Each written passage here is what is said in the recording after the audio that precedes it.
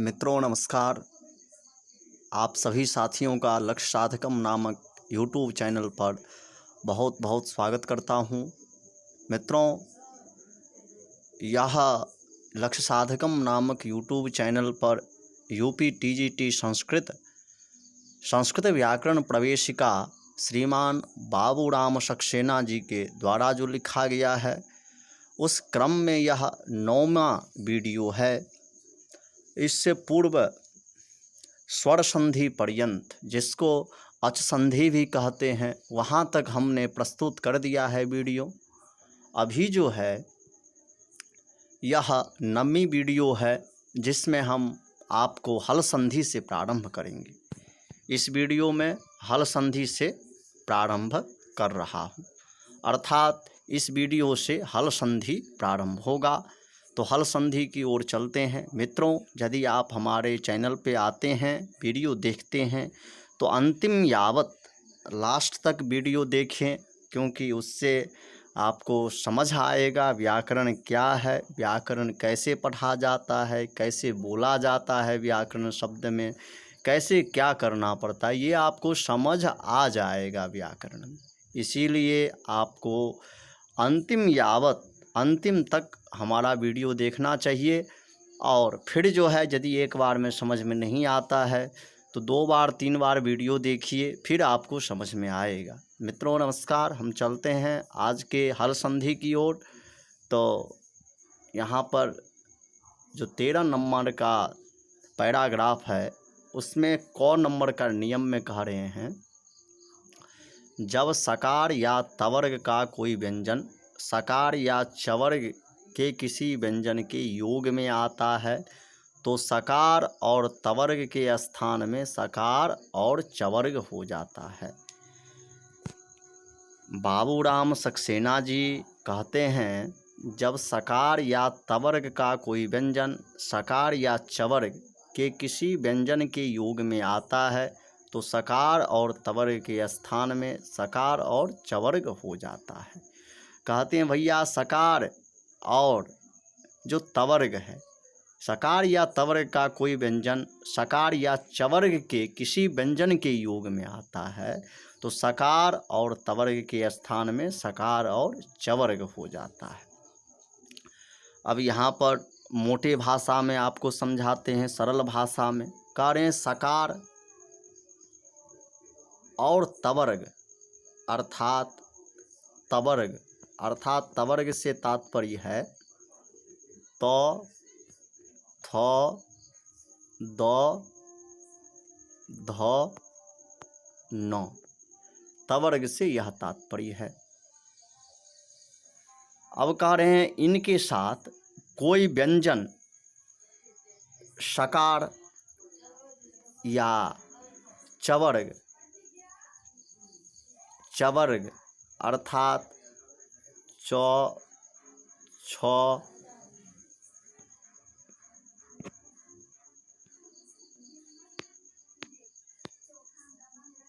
ज, झ, च, छ, ज, झ, य के किसी व्यंजन के योग में आता है, तब सकार को और तवर्ग के स्थान पर सकार और चवर्ग हो जाता है।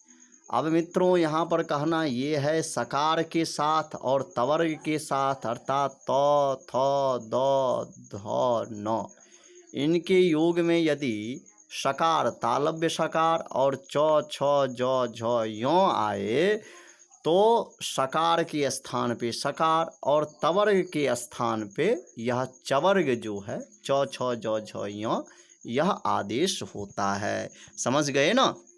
सकार के स्थान पे यह सकार हो जाएगा और तवर्ग के स्थान पर यह च, छ, ज, झ, य हो जाएगा। ऐसा कहने का तात्पर्य है। अब हम जब आगे बढ़ते हैं तो कह रहे हैं, जैसे यथा में कह रहे हैं। अब हरिष्येते यह प्रयोग बनाते हैं। हरिष्येते, हरिष प्लस सेते, हरिष्येते का यह संधि विच्छेद है। और हरिष्येते का हिंदी अर्थ होता है हरि सोता है, हरि शयन कर रहे हैं, यह हिंदी अर्थ होता है। इसमें जो है देखिए हरिश प्लस सेते यह प्रयोग आया। अब यहाँ पर क्या हो जाएगा, यहाँ पर दंत साकार का तालव्य सकार के साथ योग है, तो इसी कारण यह क्या था नियम यह था, जो सकार का सकार के साथ यदि योग रहे तो सकार हो जाता है। तो यह जो है दंती सकार वह तालव्य साकार के रूप में परिवर्तन होकर के हरिश सेते यह प्रयोग बन गया। मित्रों यहाँ पर जो है हरिश में आधा साकार सकार है, इसीलिए यहाँ पर भी आधा सकार ही हुआ है। यह कॉमन चीज़ है, आपको समझ लेना चाहिए। जब हम आगे बढ़ते हैं तो आता है रामः चिनोति, रामः चिनोति यह प्रयोग आता है। तो मित्रों यहाँ पर जो है रामः में जो है रामस शब्द है, रामः जो है यह विसर्ग है, तो यहाँ पर रामस होता है और यह सकार का चवर्ग के साथ योग है, इसीलिए यहाँ पर तालव्य सकार हो जाएगा और तालव्य सकार होने के बाद रामस चिनोति यह प्रयोग हो जाएगा। चीच चयने धातु है, उसका रूप बनाए चिनोति, अर्थात राम इकट्ठा करता है, ऐसा हो गया। अब आ गया सत चित, सत प्लस सत धन चित, सत प्लस चित। अब देखिए यहाँ पर तकार का चकार के साथ योग है, तो तकार का क्या हो जाएगा, चकार हो जाएगा। चूँकि यह पहला वर्ण है तवर्ग का, तो उसी का जो चवर्ग का पहला वर्ण होगा तो क्या हो जाएगा, सतचित प्लस सच्चित, अर्थात तवर्ग जो है तकार जो है यहाँ पर उसको चकार हो जाएगा और सच्चित रूप बन जाएगा। सच्चित का हिंदी अर्थ क्या होता है, सत्य और ज्ञान, सत्य और ज्ञान इसका अर्थ होता है। अब चलते हम सांगिन जयः, यहाँ पर सांगिन जयः, तो यह सांगिण में जो है णकार पंचम त थ द ध न, णकार जो है वह पंचम वर्ण है और जकार च छ ज यह तीसरा वर्ण के साथ योग हुआ है। तो यह नकार पंचम वर्ण होने के कारण चवर्ग का जो पंचम वर्ण होगा वह आदेश हो जाएगा, तो सांगिन जयः यह प्रयोग बन जाएगा। सांगिन कहते हैं विष्णु भगवान को, उनकी जय हो तो सांगिन जय यह प्रयोग हो गया। मित्रों इसमें कुछ नहीं है, बिल्कुल सरल है, सरल लिखा हुआ है, यह आसान भाषा में आप लोग समझ जाते हैं, इसीलिए इसमें कोई दम नहीं है, इसीलिए ज़्यादा समय नहीं लग रहा है। अब चलते हैं नियमातिरेक, नियमातिरेक में कह रहे हैं यहाँ पर जैसे अपवाद होता है तो इनके अपवाद स्वरूप में यहाँ पर लिखा जा रहा है, जब दंत स्थानीय व्यंजन सकार के बाद आते हो तो उनके स्थान पे सवर्ण तालु स्थानीय नहीं होते हैं। कहते हैं भैया जब दंत स्थानीय व्यंजन सकार के बाद आते हैं तो उनके स्थान पे सवर्ण तालु स्थानीय नहीं होता है, अर्थात दंत स्थानीय व्यंजन सकार आए के बाद आते हैं तो उनके स्थान पर सवर्ण तालु स्थानीय नहीं होता है। जैसे वृष प्लस न, यह जो है इचु ईशाणाम तालु, तालव्य सकार का उच्चारण स्थान जो है तालु है, और उसके बाद जो है नह यह प्रयोग आया।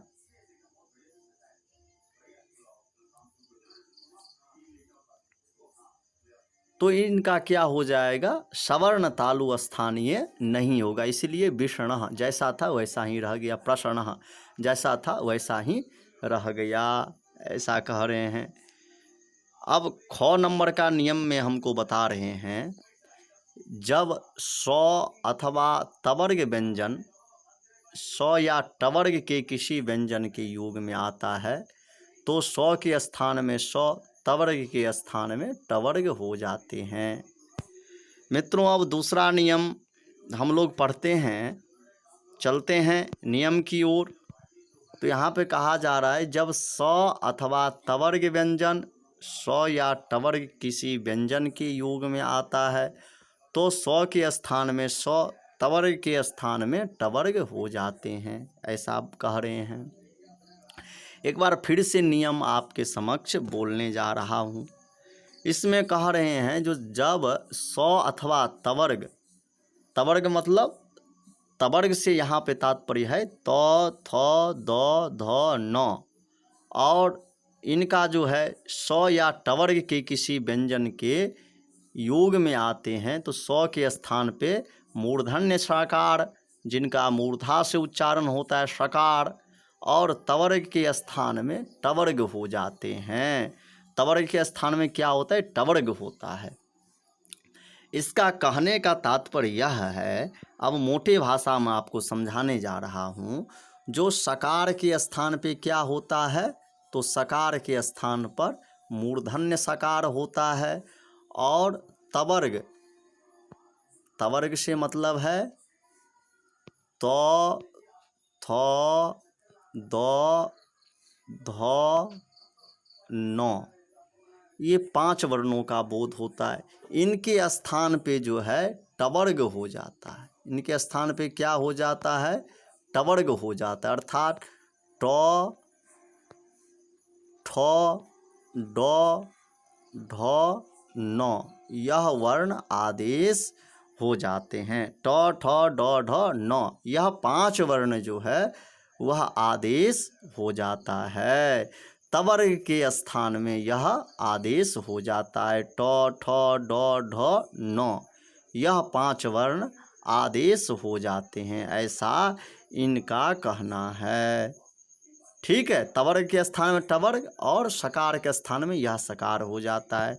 मित्रों, एक बार फिर से आप लोग समझिए, यह सूत्र का कहने का तात्पर्य है, अर्थात यह जो नियम है, जो सकार दंत सकार के स्थान पर मूर्धन्य सकार हो जाता है, और तवर्ग अर्थात त, थ, द, ध, न के स्थान पे टवर्ग अर्थात ट, ठ, ड, ढ, न हो जाता है। ये 5 वर्ण हो जाता है।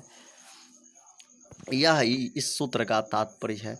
अब हम लोग उदाहरण देखते हैं, तो इनमें कह रहे हैं रमस प्लस षष्ठः, रमस षष्ठः। यहाँ पे देखिए सकार का सकार के साथ मूर्धन्य सकार के साथ योग होने के कारण दंत सकार को मूर्धन्य सकार हो गया, तो रामस षष्ठः प्रयोग बन गया। अब देखिए यहाँ पर चक्कर ये है, जो रामस है आगे षष्ठ है, धन षष्ठः यह है। अब देखिए इस सकार का जो है, इस सकार का इस सकार के साथ अर्थात मूर्धन्य सकार के साथ दंत सकार का योग है। तो दंत सकार के साथ योग होने के कारण इस सकार को क्या हो जाएगा? मूर्धन्य सकार हो जाएगा। यह हलंत है तो हलंत, तो क्या प्रयोग बन जाएगा? रामस षष्ठः, रामस षष्ठः प्रयोग बन जाएगा। इस प्रकार से ऐसा प्रयोग रामस षष्ठः प्रयोग बन जाएगा, ऐसा प्रयोग बनता है। ऐसा है इस सूत्र के अनुसार।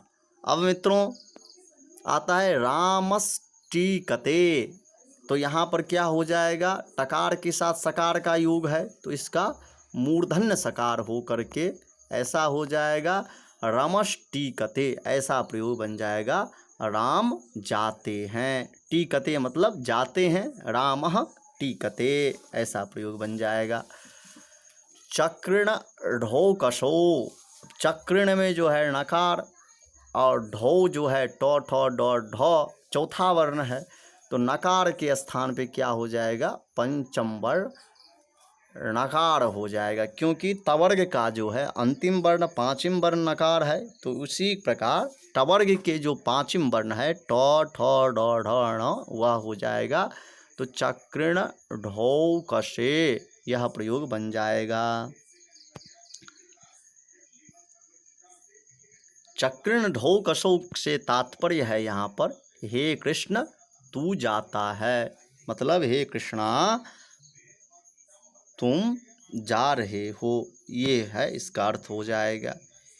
अब आ गया पेश प्लस ता, तो यहाँ पर देखिए पेष्टा बन जाएगा। तकार को क्या हो जाएगा, टकार हो जाएगा। तो पेष्टा अर्थात पीसने वाले को पेष्टा कहा जाता है। अब आगे बढ़ते हैं हम लोग, तो इसमें गौ नंबर का नियम आता है। गौ नंबर वाले नियम में कहा जा रहा है पदांत टवर्ग से परे, पदांत ध्यान दीजिएगा, पदांत टवर्ग से पहले, पद के अंत में जो टवर्ग हो, टवर्ग से मतलब है ट, ठ, ड, ढ, न, ये 5 वर्णों का मतलब है टवर्ग से। कौन कौन वर्ण है, तो ट, ठ, ड, ढ, न, इस 5 वर्णों का बोध होता है टवर्ग से, ऐसा कह रहे हैं। तो कह रहे हैं जो पदांत टवर्ग से परे नाम प्रत्यय, नाम प्रत्यय में कौन कौन से आते हैं, तो नवती, नगरी शब्दों के नकार को छोड़कर कोई तवर्ग वर्ण या सकार हो तो उसके स्थान में टवर्ग या सकार आदेश होता है। अब कह रहे हैं भैया देखिए शर्त क्या क्या दे रहे हैं, जो पदांत टवर्ग से परे, पदांत में टवर्ग हो उससे पर यदि नाम प्रत्यय हो, नाम प्रत्यय भी नवती नगरी शब्द को छोड़ करके, नकार को छोड़ करके कोई तवर्ग वर्ण या सकार हो तो उसके स्थान में टवर्ग या सकार आदेश नहीं होते हैं। जैसे यह निषेधक सूत्र है, करें सट संतः, तो यहाँ पर क्या होना चाहिए था, सट संतः, यहाँ पर क्या होना चाहिए था, सकार जो है या संतः में उसको मूर्धन्य सकार होना चाहिए था, लेकिन नहीं हुआ इस नियम से। सट ते में जो है यहाँ पर ते जो है उसको टे होना चाहिए, सट टे बनना चाहिए, लेकिन नहीं बना। परंतु षड नाम यहाँ पर हो जाएगा, क्योंकि यह इसमें नियम घटित नहीं होता, यहाँ पर षण नाम बन जाएगा, अर्थात डकार को नकार और नाम के नकार को नकार हो जाएगा, षण नाम बन जाएगा। षडनवती, षण्णवती, यहाँ पे यह नियम नहीं लगेगा। पूर्ववत जो है डकार को नकार और नवती के नकार को नकार होकर के षण्णवती यह प्रयोग बन जाएगा। शरणगर, यह शर के डकार को नकार, नगर यह के नकार को नकार, षण्णगर यह प्रयोग भी बन जाएगा। अब जो है यह क्रमशः जो आपके समक्ष व्याख्या किया गया, यह 7 सूत्र का था, अष्टुनाष्टुह का था, 9 पदांता टोरणाम, इस सभी सूत्रों का व्याख्या आपके समक्ष प्रस्तुत किया गया है। अब आगे जो है आपके समक्ष यह कहा जा रहा है यदि तवर्ग के किसी अक्षर के बाद सौ आवे तो उनके स्थान में मूर्धन्य नहीं होता है। कहते हैं भैया यदि तवर्ग के किसी अक्षर के बाद सौ आवे तो उनके स्थान में मूर्धन्य नहीं होता है। तो देखिए यहाँ पे षण जो था और उसके बाद षष्ठः मूर्धन्य आया, तो वहाँ पर क्या हुआ, नकार को टवर्गीय नकार नहीं हुआ, जैसा था वैसा ही रह गया, षण षष्ठः ही बना। यह जो है तोसी एक सूत्र है, उनके द्वारा यह हुआ है, अर्थात यदि तवर्ग के किसी अक्षर के बाद सकार आवे तो उसके स्थान में, तवर्ग के स्थान में कोई परिवर्तन नहीं होता है। यह तोसी जो सूत्र है, देख रहे हैं अष्टाध्यायी के चौथे पाद का 43वां सूत्र है, उसके द्वारा कहा जा रहा है जो तवर्ग के बाद यदि सकार आवे तो तवर्ग के स्थान में कोई परिवर्तन नहीं होगा, ऐसा इनका कहना है। अब हम चलते हैं जो 14वां नियम है, यह है झलाम झस झसी। क्या नियम है, झलाम झस झसी। झलाम झस झसी पे चलते हैं। जब झल अर्थात अंतस्थ और अनुनासिक व्यंजन को छोड़कर और किसी भी व्यंजन के उपरांत झस अर्थात किसी वर्ग का तृतीय अथवा चतुर्थ वर्ण आवे तो पूर्ववर्ती व्यंजन वर्ण जस अर्थात अपने वर्ग के तृतीय वर्ण में परिणत हो जाते हैं। मित्रों ध्यान दीजिएगा, यहाँ पर कहा जा रहा है जब झल अर्थात अंतस्थ और अनुनासिक व्यंजन को छोड़कर किसी भी व्यंजन के उपरांत झस अर्थात किसी वर्ग का तृतीय अथवा चतुर्थ वर्ण आवे तो पूर्ववर्ती व्यंजन जस अर्थात अपने वर्ग के तृतीय वर्ण में परिणत हो जाते हैं। कह रहे हैं भैया जब झल अर्थात अंतस्थ और अनुनासिक व्यंजन को छोड़कर, झल को छोड़ करके, अनुनासिक व्यंजन को छोड़ करके किसी भी व्यंजन के उपरांत झस आए, किसी वर्ग का तृतीय अथवा चतुर्थ वर्ण आए, उसी को झस कहते हैं। तो पूर्ववर्ती व्यंजन जस अर्थात अपने वर्ग के तृतीय वर्ण में परिणत हो जाते हैं, यह नियम कहा गया। अर्थात झल के स्थान में जस तो मतलब वर्ग के तीसरा वर्ण हो जाते हैं झल के स्थान में, ऐसा इनका कहना है। तब अब जो है इनका प्रयोग आ गया एतद प्लस दुष्टम। एतद प्लस क्या आ गया? दुष्टम। अब देखिए यहाँ पर यह क्या है? झल है और यह दकार जो है उसका झस प्रत्याहार में पाठ है। तो तकार को जो है झल के स्थान में क्या हो जाएगा? जस्त हो जाएगा। इसे क्या कौन से संधि कहते हैं हम? जस्त संधि कहते हैं। जस्त होकर के क्या हो जाएगा? तो इसी वर्ग के तीसरा वर्ण दकार हो जाएगा। हलंत है तो हलंत हो जाएगा। तो क्या बन जाएगा? एतद दुष्टम। एतद दुष्टम यह प्रयोग बन जाएगा। एतद दुष्टम यह प्रयोग सिद्ध हो जाएगा, ऐसा कह रहे हैं। जलमुख गर्जति। जलमुख गर्जति, जलमुख में जो ककार है और गर्जति में जो गकार है, तो ककार के स्थान पर क्या हो जाएगा? यह झल प्रत्याहार में पाठ है इनका, और गर्जति जो है झस प्रत्याहार में है, तो ककार के स्थान पर जस्त हो जाएगा। तो जस्त जो है क्या होता है? तो वर्ग का तृतीय वर्ण होता है। तो तीसरा वर्ण क्या होता है? गौ होता है। तो गौ हो करके जलमुख गर्जति यह प्रयोग सिद्ध हो जाता है। जलमुख गर्जति यह प्रयोग सिद्ध हो जाता है। अब आगे बढ़ते हैं हम, तो कहते हैं पदांत के झल के स्थान में जस आदेश होता है। जैसे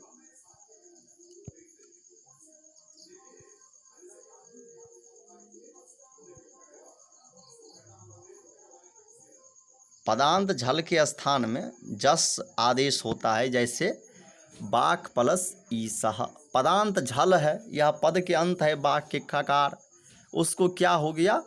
जस्त हो गया। तो ककार का जस्त क्या होता है? गकार होता है। यह पूर्व में भी आप देखे थे। तो बाग ईसा यह प्रयोग सिद्ध हो गया। इसी प्रकार बाक हरि ही, यहाँ पर जो है बाक हरि ही बन जाएगा, अर्थात जस्त हो करके गकार हो जाएगा। तो बाग घड़ी ही ऐसा प्रयोग बन जाएगा। अब 15वें नियम में हमें बता रहे हैं, जो यदि र और ह को छोड़कर किसी पदांत व्यंजन के बाद कोई अनुनासिक वर्ण आवे, तो उसके स्थान में उसी वर्गमाला अनुनासिक वर्ग विकल्प से होता है। जैसे एतत् मुरारी, एतन् मुरारी। कह रहे हैं भैया यदि र और ह को छोड़कर किसी पदांत व्यंजन के बाद कोई अनुनासिक वर्ण आवे, तो उसके स्थान में उसी वर्ग वाले अनुनासिक वर्ण विकल्प से होता है। तो म क्या है भैया? अनुनासिक वर्ण है। तो ये दकार के वर्ग का जो तीसरा वर्ण होगा, जो अनुनासिक होगा वर्ण आवे,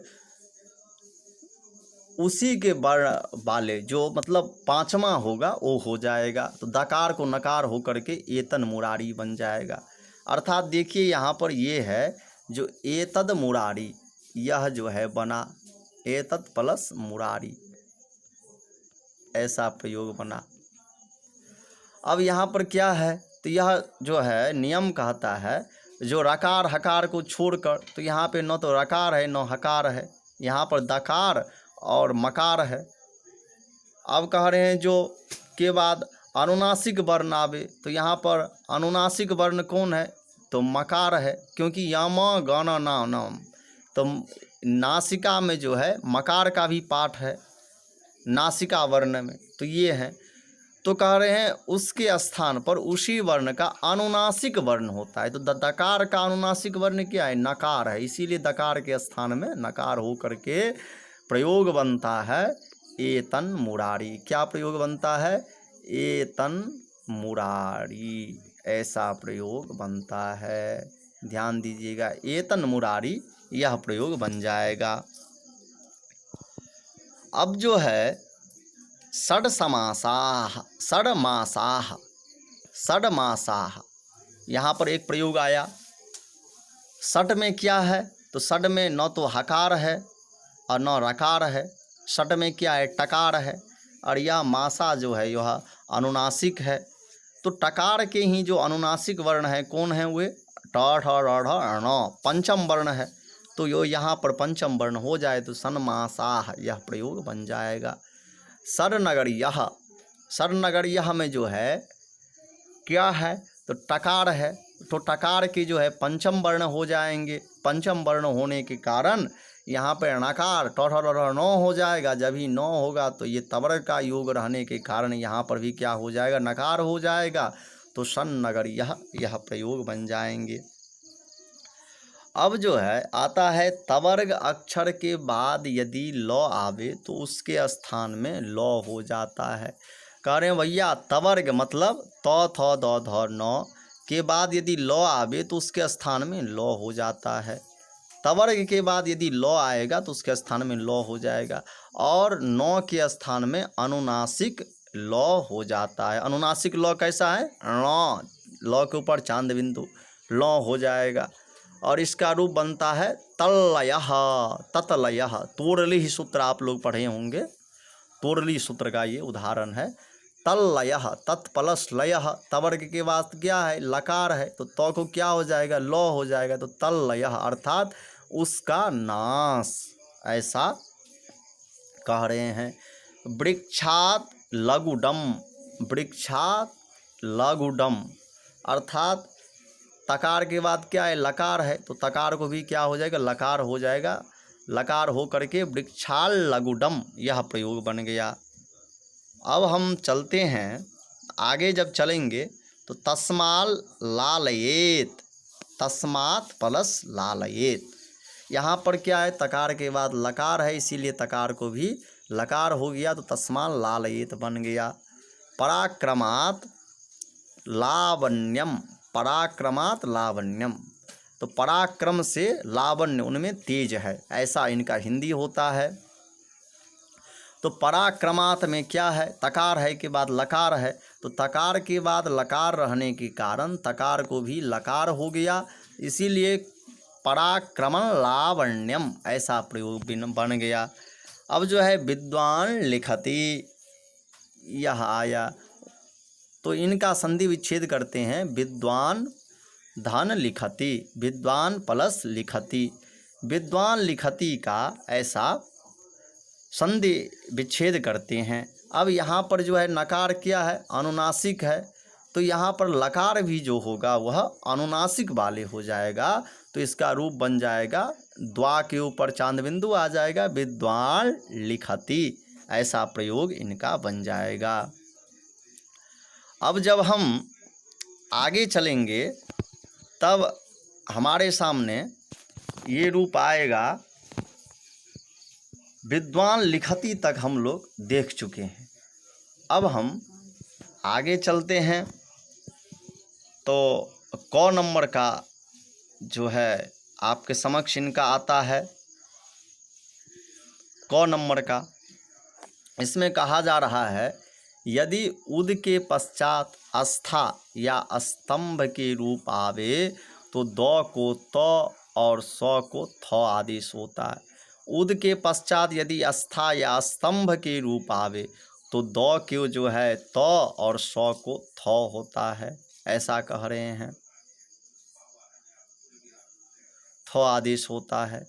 तो उद प्लस स्थानम, तो दकार को क्या हो गया, तकार हो गया, तो उत्थानम हो गया। स के स्थान में आदिष्ट थ का विकल्प से लोप होने पर उत्थानम हो जाता है। उद प्लस स्थानम, सकार को क्या हो गया, थकार हो गया, तो उत्थानम हो गया। और स के स्थान में आदिष्ट थ का विकल्प से लोप हो जाता है, तब उत्थानम प्रयोग बनता है। यह है मित्रों, यह ध्यान दीजिएगा, परीक्षा में पूछ भी सकता है। जो उत्थानम के कितने रूप बनते हैं, तो 3, 4 रूप बनते हैं। एक जो है उद स्तंभनम भी बनता है, जिस पक्ष में तकार ही होता है, थकार नहीं होता है। थ का लोप न होने पर उत्तम भनम अर्थात 1 प्रयोग, 2 प्रयोग, 3 प्रयोग, 4 प्रयोग इनके बनते हैं। कौन कौन से? तो उत्तम भनम, उत्थानम, उत्तम भनम और उत्तम भनम, यह 4 प्रयोग इनके बन जाते हैं। अब हम लोग 17वें नियम पे चलते हैं। तो इनमें कहा जा रहा है, यदि वर्गों के प्रथम, द्वितीय, तृतीय, चतुर्थ वर्णों के बाद ह आवे तो ह के स्थान में उसी वर्ग का चौथा अक्षर देना या न कर देना अपनी इच्छा पर निर्भर है। कहते हैं भैया, यदि वर्ग के प्रथम, द्वितीय, तृतीय, वर्ग के प्रथम, द्वितीय, तृतीय अर्थात 5 वर्ण होते हैं, कवर्ग, चवर्ग, तवर्ग, टवर्ग और पवर्ग। ये 5 वर्णों के यदि प्रथम, द्वितीय, तृतीय, चतुर्थ वर्ण के बाद यदि हकार आवे, ह आवे, तो ह के स्थान में उसी वर्ग के चौथा अक्षर कर देना या न कर देना आपके इच्छा के ऊपर निर्भर है। जैसे बाघ हरिहि, बाघ घड़िहि, बाघ हरिहि, बाघ घड़िहि, दोनों कर सकते हैं। यहाँ पर जस्त भी कर सकते हैं और इस नियम के अनुसार हकार को घकार करके बाघ घड़िहि यह भी हो सकता है। दोनों सही है, ऐसा ये एक सूत्र कह रहे हैं। अब जो है यहाँ कवर्ग के प्रथम अक्षर क के उपरांत ह आया। यहाँ कवर्ग के प्रथम अक्षर क के उपरांत क्या आया? ह आया। इस कारण हकार के स्थान में कवर्ग के चतुर्थ अक्षर क्या है? तो क पहला अक्षर, ख दूसरा अक्षर, ग तीसरा अक्षर, घ चौथा अक्षर है। इसलिए क के स्थान में ग कैसे हुआ? इसके लिए 14 में नियम देखेंगे तो यहाँ पर जस्त हुआ है। इसलिए ये तो कह रहे हैं नियम देखने के लिए, लेकिन नियम हमें याद ही है, आपको बता दिए। क के स्थान में जस्त हुआ है, ग हो करके बाघ घड़ी ही ऐसा प्रयोग बन जाता है। अब 18वें नियम पे जब हम चलते हैं तो कह रहे हैं झल अर्थात अनुनासिक व्यंजन जो है य, म, ग, न, यह अनुनासिक व्यंजन जो है वह 5 है। इसमें कह रहे हैं जो अंतस्थ वर्णों को छोड़कर और किसी व्यंजन के उपरांत यदि खर अर्थात क, ख, च, छ, ट, ठ, त, थ, प, फ में से कोई वर्ण आवे तो पूर्वोक्त व्यंजन के स्थान में चर अर्थात उसी वर्ग का प्रथम वर्ण हो जाते हैं। परंतु जब उसके बाद कुछ भी न रहे तब उसके स्थान में प्रथम अथवा तृतीय वर्ण हो जाता है। मित्रों, यह नियम ठीक से देखिएगा। कह रहे हैं झल अर्थात अनुनासिक व्यंजन। झल में जो है कौन कौन से आते हैं? तो य, म, ग, न अर्थात सभी वर्णों के 5वें वर्ण आ जाते हैं। तथा अंतस्थ वर्णों को छोड़कर, अंतस्थ वर्ण को छोड़कर और किसी व्यंजन के उपरांत यदि खर अर्थात क, ख, च, छ, ट, ठ, त, थ, प, फ में से कोई वर्ण आवे तो पूर्वोक्त व्यंजन के स्थान पे चर अर्थात चर का मतलब क्या है? तो चर का मतलब प्रथम वर्ण हो जाना, पहला वर्ण हो जाना। यहाँ पर चर के मतलब है, चर से तात्पर्य है। तो पहला वर्ण प्रथम वर्ण हो जाते हैं। परंतु जब उसके बाद कुछ भी ना हो तब उसके स्थान में आप प्रथम भी कर सकते हैं अथवा तृतीय वर्ण भी कर सकते हैं, ऐसा नियम है, ये कह रहे हैं। तो अब जब हम आगे बढ़ते हैं तो यहाँ पर आता है भयात करोति, भयात करोति। तो यहाँ पर खड़ी चौ जो है, खड़ी चौ से यहाँ पर होता है। तो यहाँ पर क्या है? भयात करोति। यहाँ पे भयाद में दकार है, करोति में ककार है। तो यह कौन से प्रत्याहार में ककार का पाठ आता है? तो खर प्रत्याहार में आता है। और यह दाकार जो है वह न तो झल प्रत्याहार में इसका पाठ है, न ही यह अंतस्थ वर्ण में इनका पाठ है। और खर प्रत्याहार जो है, जो ककार है वह आगे पाठ है। इसी कारण जो है पूर्वोक्त व्यंजन, यह पूर्व में जो व्यंजन है दकार, उसको क्या हो जाएगा, चर्त हो जाएगा। चर्त होने पर दकार का चर्त क्या होगा, तकार होगा। क्योंकि चर्त का मतलब क्या है, चर्त का मतलब है पहला वर्ण, वर्ग के पहला वर्ण। तो वर्ग के पहला वर्ण क्या है, तकार है, तो तकार हो जाएगा। तो क्या बन जाएगा, भयात करोति, भय से करता है, डर से करता है। इसी प्रकार यहाँ पे सुहृद क्रीडति, सुहृद में जो है दकार है उसको खर प्रत्याहार क्रीडति में की है, और वह जो है दकार न तो यह झल प्रत्याहार में आता है न अनुनासिक वर्ण है। इसी कारण दकार के स्थान पे चर्त हो करके तकार हो जाएगा और सुरहित करो, सुरहित क्रीडति ऐसा प्रयोग बन जाएगा। वृक्षाद पतति, वृक्षाद पतति अर्थात वृक्ष से गिरता है, वृक्ष से क्या होता है, गिरता है। तो वृक्षाद पतति यह प्रयोग बन जाएगा, वृक्ष से गिरता है। तो यहाँ पर वृक्षाद पतति, वृक्ष से गिरता है।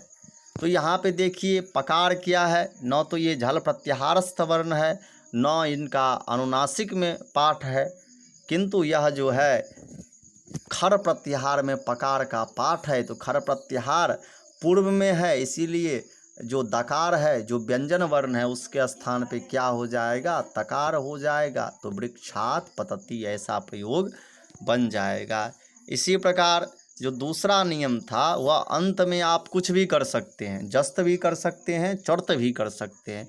तो हम यहाँ पर जो है बाक बाग ऐसा भी प्रयोग कर सकते हैं, रामात रामाद ऐसा भी प्रयोग कर सकते हैं। इसमें आप स्वतंत्र हैं।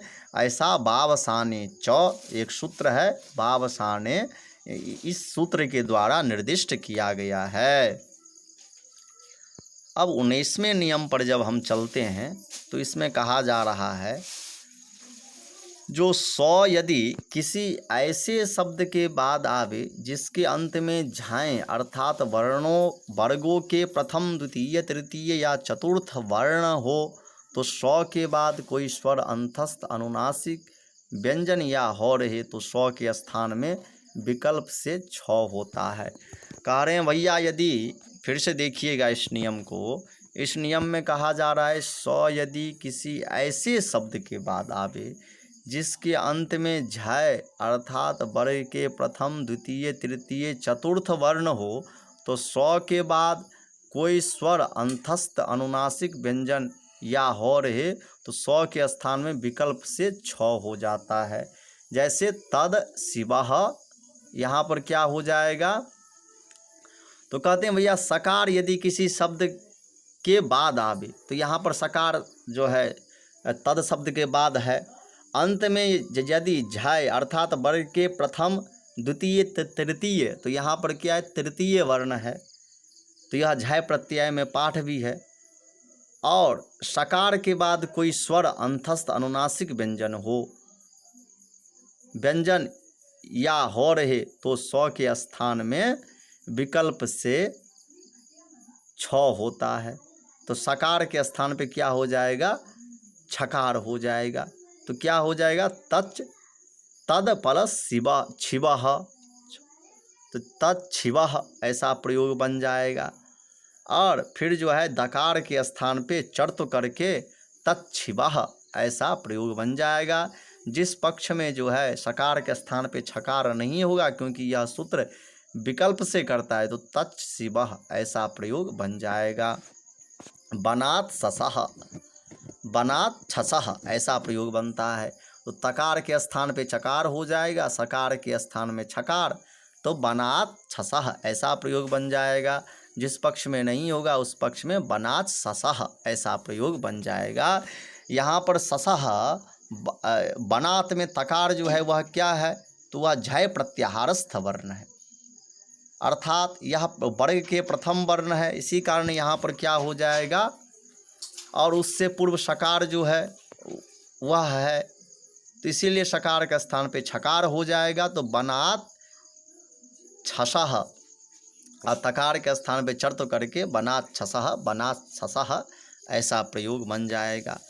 अब 20वां नियम जो है वह कहता है यदि पदांत में मौ के बाद यदि कोई व्यंजन आवे तो उसके स्थान में अनुस्वार हो जाता है। कहते हैं भैया पदांत में मौ के बाद यदि कोई व्यंजन वर्ण आवे तो उसके स्थान में क्या हो जाता है, अनुस्वार हो जाता है।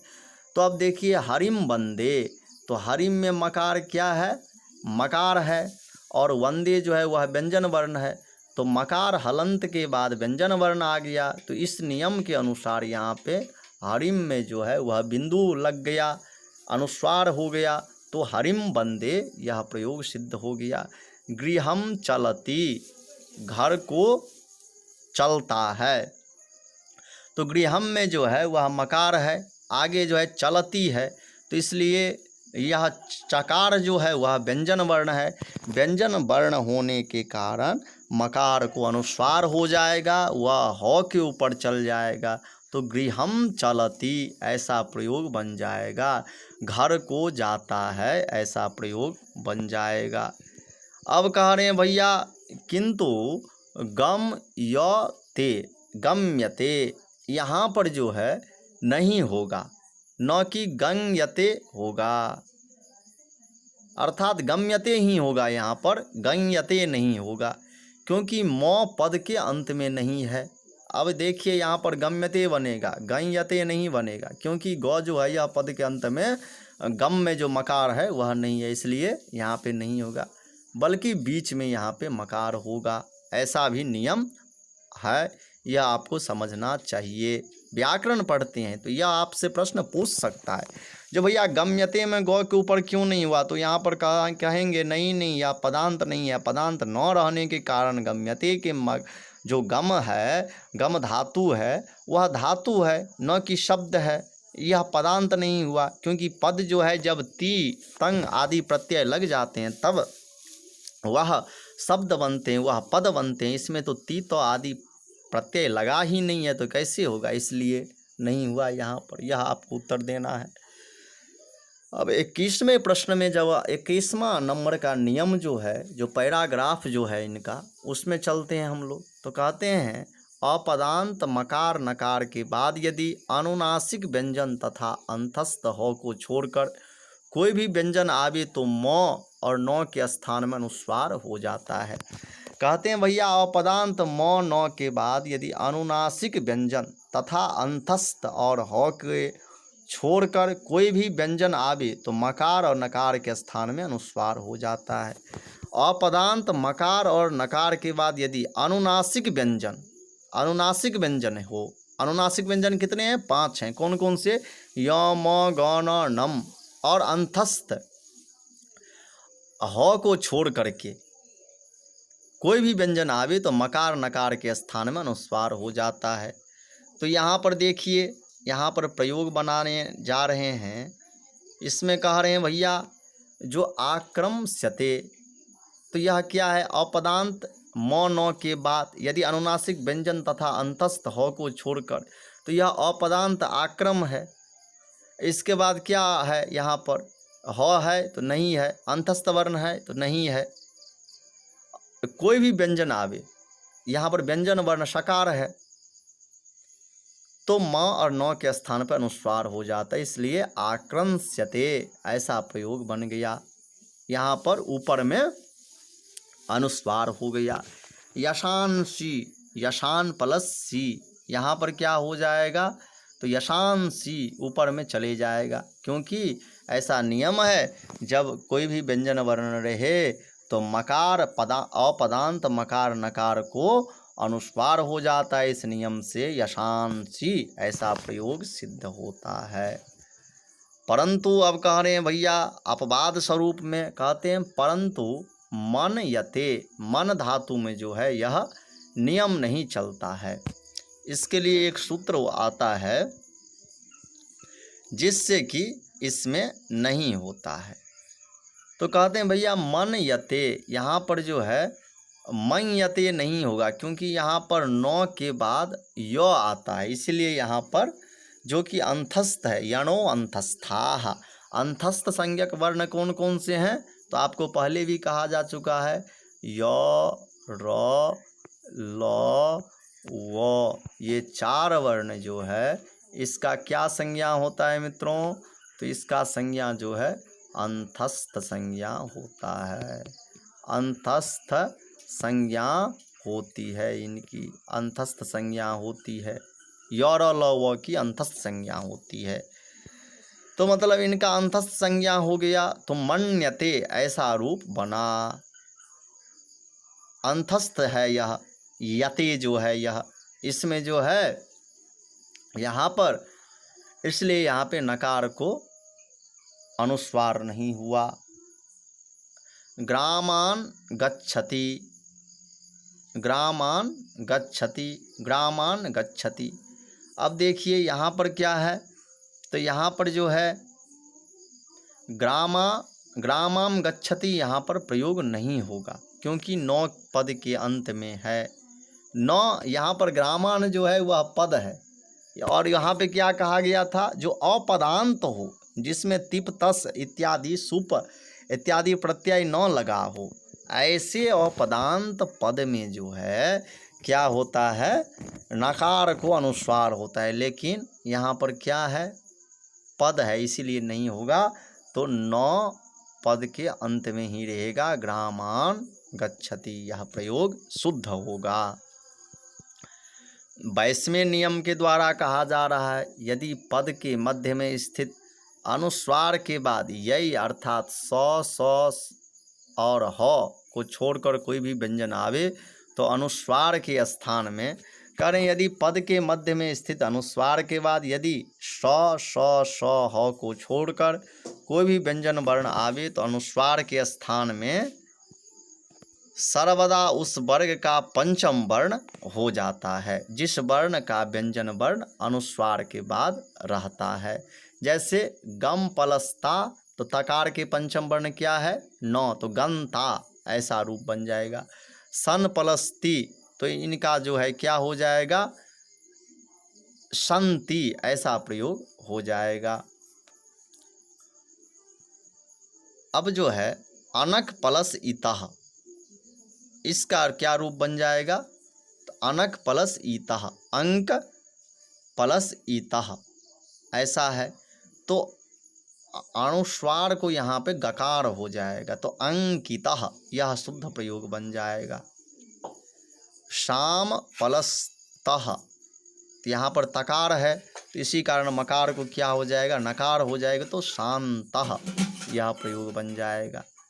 इसी प्रकार सम जोड़ कटा, तो यहाँ पर सम में मकार है, क में जो है कटा है, तो ककार की पंचम वर्ण गकार हो जाएगा और संकटा यह प्रयोग बन जाएगा।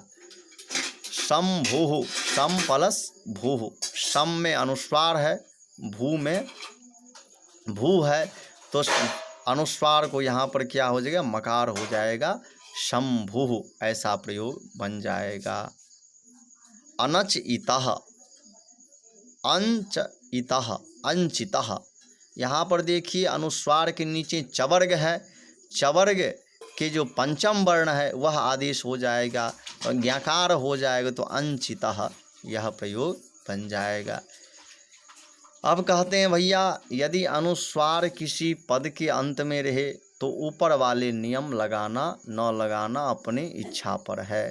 कहते हैं भैया, यदि अनुस्वार किसी पद के अंत में रहे तो ऊपर वाला नियम लगाना न लगाना आपके ऊपर है। जैसे त्वम करोषि या त्वं करोषि दोनों ही लिख सकते हैं आप, अनुस्वार भी रख सकते हैं और ककार के जो पंचम वर्ण है वह भी कर सकते हैं। तृणम चरति, तृणम चरति या तृणं चरति, आप तृणम चरति भी लिख सकते हैं और तृणं चरति अर्थात चकार के जो पंचम वर्ण है उसे अनुस्वार को कर सकते हैं। ग्राम मित्रों, ग्रामम गच्छति, ग्रामम में जो अनुस्वार है उसे गौ भी बना सकते हैं, जो पंचम वर्ण गकार के जो कवर्ग के पंचम वर्ण है वह भी लिख सकते हैं, या ग्रामम गच्छति यह भी लिख सकते हैं। इदम भवति, इदम भवति में मकार जो है उसको अनुस्वार भी कर सकते हैं। इदम भवति यह भी प्रयोग बना सकते हैं। और इदम भवति, इदम भवति यह भी कर सकते हैं। इदम भवति अर्थात अनुस्वार को मकार भी कर सकते हैं, तो इदम भवति ऐसा प्रयोग बन जाएगा। नदीम तरति, नदीम तरति जो है इसमें मकार को अनुस्वार हो जाएगा, तो क्या बन जाएगा? नदीम तरति। इसको अनुस्वार भी रख सकते हैं आप, और नदीम के बाद तकार है, इस कारण इसका पंचम वर्ण नकार भी कर सकते हैं आप। नदीन तरति ऐसा भी प्रयोग कर सकते हैं। ये आपके ऊपर निर्भर है, ऐसा ग्रंथकार बता रहे हैं। अब कर रहे हैं पुस्तकम पठति, तो यहाँ पर जो है पंचम वर्ण जो है पुस्तकम पठति, यह भी अनुस्वार भी कर सकते हैं, या पुस्तकम पठति ऐसा भी प्रयोग कर सकते हैं। यह आपके ऊपर निर्भर है, आप कैसा करना चाहते हैं यह आपके ऊपर निर्भर है, ये कहना चाह रहे हैं। किंतु अब नियम बता रहे हैं भैया, किंतु जब राज धातु परे हो और इसमें क्विप प्रत्यय जुड़ा हो तो पूर्ववर्ती सम के मकार ही रहेगा, अनुस्वार नहीं होगा, इसलिए सम्राट बनता है। कह रहे हैं भैया जब राज धातु पर में हो और वह क्विप प्रत्यय से युक्त हो तो पूर्ववर्ती सम के मकार को अनुस्वार नहीं होगा, सम के मकार का मकार ही रहेगा, अनुस्वार नहीं होगा, तो सम्राट यह प्रयोग सिद्ध हो जाएगा। सम्राट प्रयोग जो है वह बन जाएगा, ऐसा कह रहे हैं। अब जब हम आगे बढ़ते हैं तो कह रहे हैं भैया किसी एक ही पद में यदि र स अथवा ह्रस्व या दीर्घ री के बाद नौ आवे तो नौ के स्थान में नौ हो जाता है, और र स री न के बीच में यदि य व र ह कवर पवर आंग तथा अनुस्वार में से कोई एक अथवा कई आ जाए तब भी नौ के स्थान में नौ, इस नियम के प्रयोग को नत्व विधान कहते हैं। अब नत्व विधान करने वाले सूत्र आपके समक्ष जो हैं, यहाँ पे ग्रंथकार श्रीमान यहाँ पर बाबूराम सक्सेना जी प्रस्तुत कर रहे हैं। यह कहना चाह रहे हैं जो किसी एक ही पद में यदि र स अथवा ह्रस्व या दीर्घ रीकार के बाद र स और क्या तो ह्रस्व या दीर्घ रीकार के बाद नौ आवे तो नौ के स्थान में नौ हो जाता है, और र स री नौ के बीच में यदि कोई य व र ह कवर्ग पवर्ग आंग तथा अनुस्वार में से कोई एक अथवा कई आ जाएं तब पर भी बाधा आने पर भी णकार के स्थान पे णकार होगा ही, ऐसा ही कहते हैं। अर्थात यह जो है अट प्रत्याहार में जितने वर्ण आते हैं उसका यदि व्यवधान भी रहेगा तो कोई बात नहीं है, नकार के स्थान में नकार होगा ही, ऐसा कहना चाह रहे हैं। अब जो है आपके सामने प्रयोग बनाते हैं पुष पलषणा, तो यहाँ पर क्या है, सकार के पर नकार है तो पोषणा, तथा यहाँ पर जो नकार है उसको णकार हो गया, पोषणा बन गया। पितृणाम ऋकार के बाद नकार है, इसीलिए इस नकार को टवर्गीय नकार हो करके पितृणाम प्रयोग बन गया। मात्रा प्लस नी मात्राणी, यहाँ पर आकार का व्यवधान है तो पर भी व्यवधान रहने पर भी क्या हो गया, नकार को नकार मित्राणी यहाँ पर हो गया। द्रव्ये प्लस नौ द्रव्येण, यहाँ पर जो है ई के बाद नौ है तो उसको जो है रसाभ्याम नोण समान पदे से यहाँ पर नकार हो जाता है, नत्व विधान हो जाता है। रामेण में इसी प्रकार हो जाता है, शीर्षाणी में इसी प्रकार हो जाता है। किंतु अब कुछ जो है इनके अपवाद रूप भी दिखा रहे हैं। अपवाद रूप दिखाते हुए कहते हैं जो ऋषि निवासः अर्थात ऋषि धन निवासः यहाँ पर नहीं होगा, ऋषि निवासः यह प्रयोग णत्व वाले नहीं होगा। ऋषि निवासः यह प्रयोग ही बनेगा। मित्रों, आपके ऑप्शन में दे दिया जाएगा ऋषि निवासः, अर्थात जो टवर्गीय नकार युक्त जो ऋषि निवासः प्रयोग देगा वह प्रयोग गलत है। यह ऋषि निवासः यह प्रयोग शुद्ध है, यह ध्यान दीजिएगा, यह प्रयोग शुद्ध है, यह प्रयोग को ध्यान में रखिएगा। ये बनेगा ऋषि निवासः, इसमें नत्व को नत्व नहीं होगा। अब जो है आगे चलते हैं, कहते हैं क्योंकि ऋषि और निवास अलग अलग पद है। क्योंकि ऋषि और निवास जो है यह समान पद नहीं है, यह क्या है, भिन्न भिन्न पद है। तो भिन्न भिन्न पद होने के कारण यहाँ पे नहीं होगा। किंतु यहाँ पर जो है जब नौ किसी पद के अंत में आता है तो यह नियम नहीं होता है। जैसे रामान, पितृन, वृषभान, ऋषिन, इस सब के नकार को नहीं हुआ। अब कह रहे हैं भैया एक नियम बता रहे हैं, जब नकार किसी पद के अंत में आता है तो यह नियम लागू नहीं होता है। जैसे रामान में नहीं हुआ, पितृन में नहीं हुआ, वृषभान में नहीं हुआ, क्योंकि यह सब क्या है, पद के अंत में है, इसीलिए नहीं हुआ। अब 24वें नियम पे हम लोग चलते हैं। तो 24वें नियम में कहा जा रहा है, यदि इन अर्थात अ, आ को छोड़कर किसी स्वर अंतस्थ वर्ण हो अथवा कवर के अनंतर कोई प्रत्यय संबंधी सकार या किसी दूसरे वर्ण के स्थान में आदेश किया हुआ स आवे, वह पदांत का न हो तो उस स के स्थान में स हो जाता है। इस विधि का नाम सत्व विधान है। अब कह रहे हैं भैया यदि इन अर्थात अ और आ को छोड़कर किसी स्वर, कोई भी स्वर अंतस्थ वर्ण हो अथवा कवर्ग के अनंतर कोई प्रत्यय संबंधी सकार या किसी दूसरे वर्ण के स्थान में आदेश किया हुआ स आवे तो वह पदांत का न हो तो उस स के स्थान में स हो जाता है। इस विधि का नाम सत्व विधान है। अर्थात सवर्ग मूर्धन्य सकार वाले जो स है, स जिनका उच्चारण करते हैं मूर्धा से स, उस स जो है यहाँ पर सत्व विधान होगा। तो यहाँ पर रामेषु, रामे पलस्सु, तो यहाँ पर क्या है, इनके बाद जो है सु है, तो इसीलिए यहाँ पर सु के स्थान पर सु हो गया। रामेषु। वनेषु में क्या हो गया, तो वनेषु में जो है इनके बाद सु है, इसलिए सु के स्थान पे मूर्धन्य सकार होकर के वनेषु बन गया। एषाम, एषाम में जो है इनके बाद, इन प्रत्याहार के बाद सकार आता है, इसलिए मूर्धन्य सकार होकर के एषाम बन गया। अन्येषाम, अन्येषाम में एकार है और शाम में सकार है, तो इन प्रत्याहार के बाद सकार होने के कारण मूर्धन्य सकार हो गया। अन्येषाम यह रूप बन गया।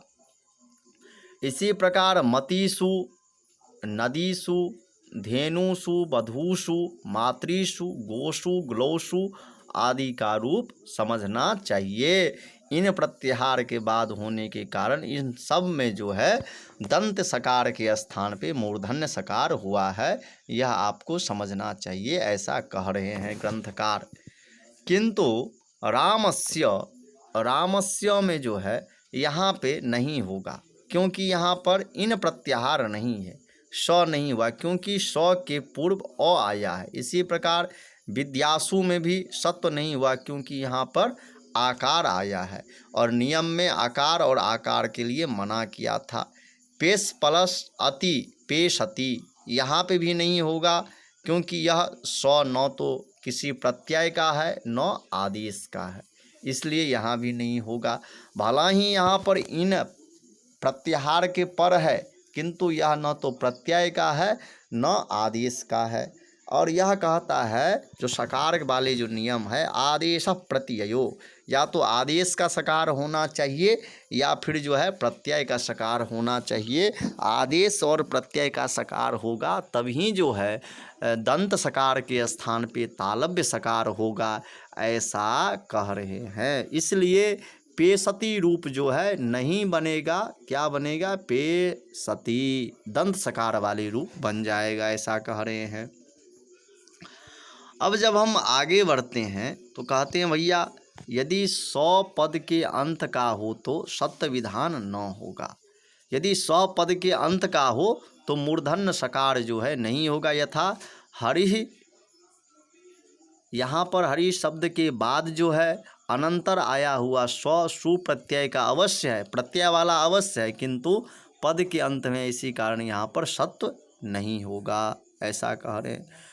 ऊपरी, अब कह रहे हैं भैया ख नंबर के नियम में ऊपर वर्णित वर्णों में से यदि कोई वर्ण 100 के ठीक पहले न हो किंतु अनुस्वार 9 के स्थान में आया हुआ विसर्ग स में से कोई वर्ण 100 पूर्व वर्णित वर्णों के बीच में आ जाए तब भी सत्य विधि होगा। जैसे धनून सी ऐसा रूप बनेगा।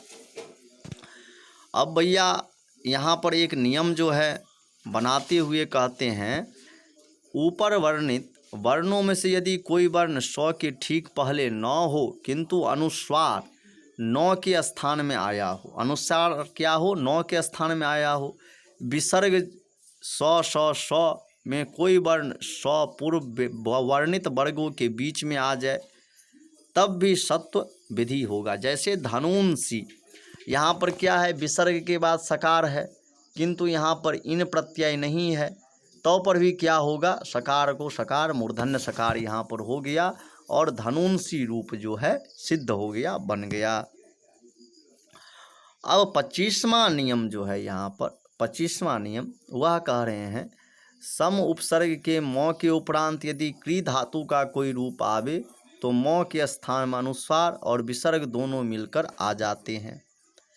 अब यहाँ पर कह रहे हैं भैया सम उपसर्ग के मकार के उपरांत यदि क्री धातु का कोई रूप आवे तो मौ के स्थान में अनुस्वार विसर्ग दोनों मिलकर आ जाते हैं। सम उपसर्ग के मकार के उपरांत कह रहे हैं भैया सम उपसर्ग जो है उसके मकार के उपरांत यदि क्री धातु का कोई रूप आवे तो मौ के स्थान में अनुस्वार विसर्ग दोनों मिलकर आ जाते हैं। इसीलिए यहाँ पर रूप बन जाएगा सम प्लस कर्ता तो संस्कर्ता, अर्थात अनुस्वार विसर्ग दोनों आगे तो संस्कर्ता ऐसा रूप बन गया। विकल्प से यहाँ जो है यह आदेश होता है, अनुस्वार होता है, अनुनासिक होता है, तो संस्कर्ता और संस्कर्ता यह दोनों रूप बनता है। यह ध्यान रखिएगा। चांद बिंदु वाले भी आते हैं और अनुस्वार सीधे वाले भी आता है यहाँ पर। अब जो है 26वें नंबर का जो नियम है वह आपके समक्ष प्रस्तुत करने के लिए जा रहा हूँ। तो इसमें कहा जा रहा है जो 6 तथा 6 से पूर्व वाले ह्रस्व या दीर्घ स्वर के बीच में यदि चौ आता है, अवश्य आता है। जैसे कह रहे हैं भैया 6 तथा 6 के पूर्व वाले ह्रस्व या दीर्घ स्वर के बीच में चौ अवश्य आता है, चौ आएगा ही। तो शिव प्लस छाया, तो यहाँ पर क्या है 6 से पूर्व वाले ह्रस्व क्या है तो शिव के आकार है, या दीर्घ स्वर भी रहेगा तो स्वर के बीच में चकार निश्चित आता है। तो यहाँ पर ह्रस्व स्वर है तो शिव के जो ह्रस्व स्वर वाले आकार है उसमें चौ लग गया तो शिवत छाया हो गया। इसी प्रकार वृक्षत छाया रूप बन जाता है।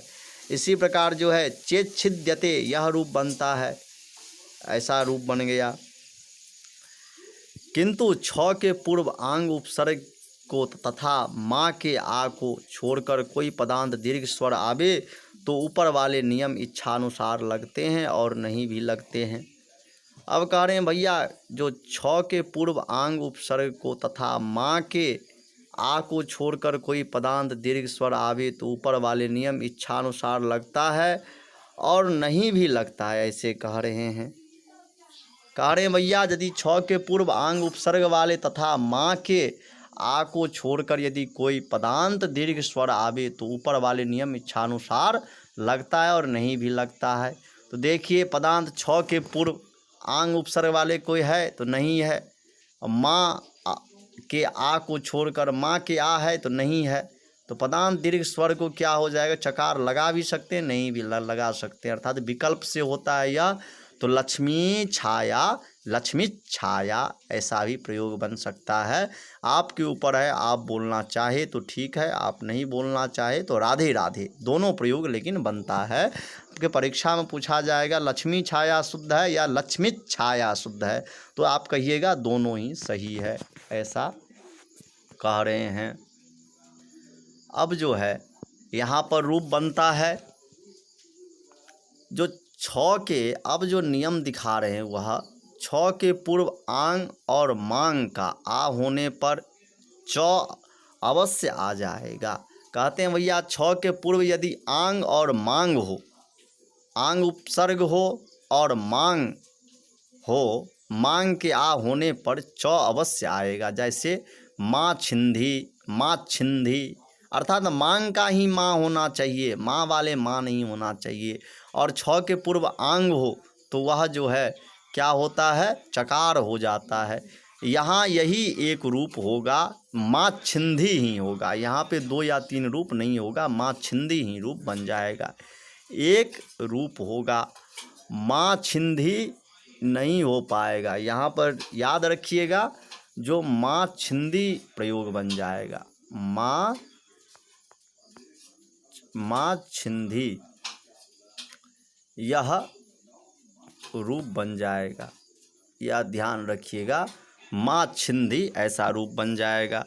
अब जब हम आगे बढ़ते हैं तो इसी प्रकार आच्छादयति, यहाँ पर जो है आंग वाले आकार है, इसीलिए छ से पहले क्या हो जाएगा, तो चकार हो जाएगा, तो आच्छादयति ऐसा हो जाएगा। देखिए यहाँ पर जो आच्छादयति में है वह आंग वाले आकार है, इसको जो है इत संज्ञा करके लोप हो गया, तो क्या बचा, आ बचा। तो यह आ गया और प्लस क्या हो जाएगा, छादयति, छादयति हो जाएगा। अब कह रहे हैं यदि भैया आंग वाले आकार हो तो छादयति से पूर्व छकार से पूर्व चकार हो जाता है, तो आच्छादयति बन जाएगा प्रयोग। क्या बन जाएगा, आच्छादयति ऐसा प्रयोग बन जाएगा, आच्छादयति ऐसा बन जाएगा।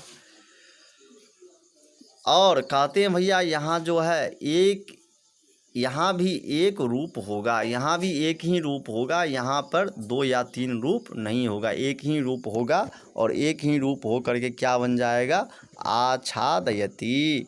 आच्छादयति यहाँ पे रूप नहीं होगा, यहाँ पर आच्छादयति यह शुद्ध रूप होगा, यह रूप नहीं होगा। इसको काट दीजिए, इसको माइंड में नहीं रखना है, केवल आच्छादयति रूप ही होगा।